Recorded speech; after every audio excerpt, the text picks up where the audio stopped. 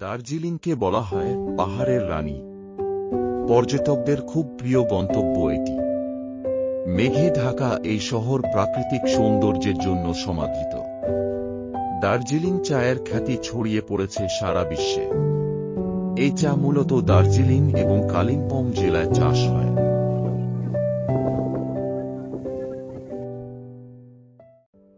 এছাড়া Darjeeling Himalayan railway প্রচুর মানুষকে আকর্ষণ করে। দার্জিলিংয়ের নানা প্রান্তে ছড়িয়ে একের পর এক দর্শনীয় স্থান।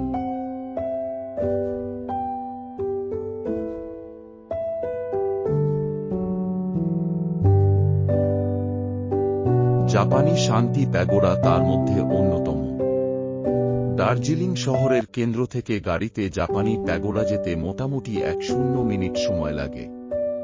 এটি নির্মিত হয়েছিল জাপানের বৌদ্ধ সন্ন্যাসী তথা নিপ্পনজান নিয়োহোজি সম্প্রদায়ের প্রতিষ্ঠাতা নিচিদাৎসু ফুজির তত্ত্বাবধানে।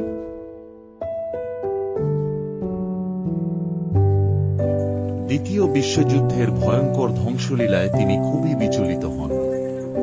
প্রেম এবং মানবতা প্রচার করতে বিশ্বের নানা দেশে তিনি শান্তি প্যাগোডা গড়ে তোলেন। 1992 সালে দার্জিলিংয়ের প্যাগোডাটির উদ্বোধন করা হয়।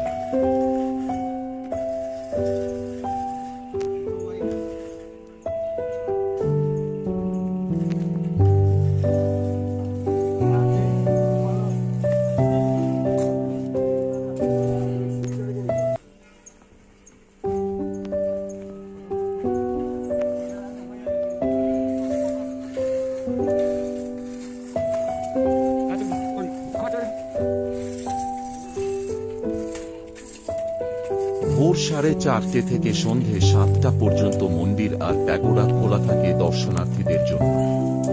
কোনো প্রবেশ মূল্য নেই।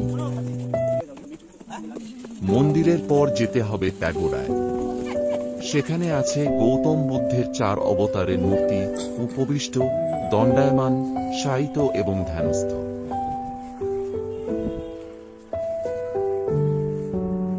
বুদ্ধের জীবন কাহিনীর ওপর ভিত্তি করে বানানো অলঙ্করণও মুগ্ধ করবে। চোখে পড়বে প্যাগোডা এবং মন্দিরে স্থাপিত রাজকীয় সিংহের ভাস্কর্য। বিশ্ব মানবতা এবং অহিংসার প্রতীক এই প্যাগোডা।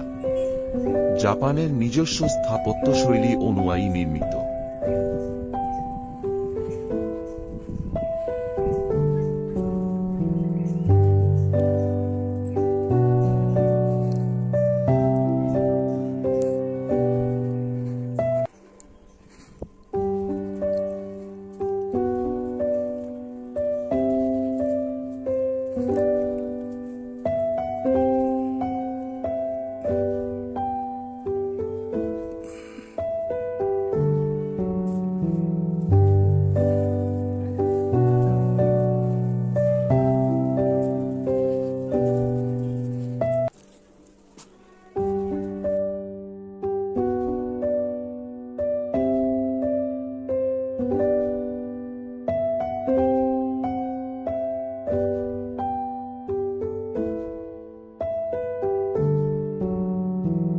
দার্জিলিংয়ের উচ্চতম স্বাধীনভাবে দাঁড়িয়ে থাকা সৌধ এটি।